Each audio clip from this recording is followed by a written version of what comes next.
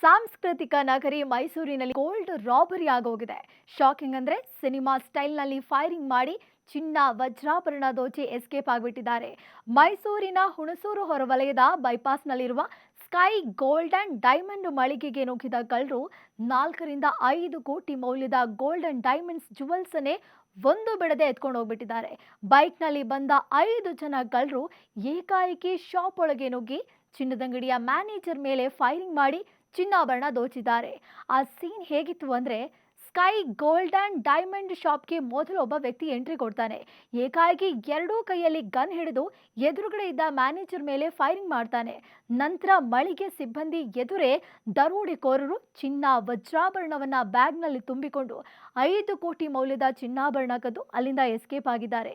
ಸದ್ಯ ಚಿನ್ನದಂಗಡಿ ಮ್ಯಾನೇಜರ್ ಅಜ್ಗರ್ ಪ್ರಾಣಾಪಾಯದಿಂದ ಪಾರಾಗಿದ್ದಾರೆ.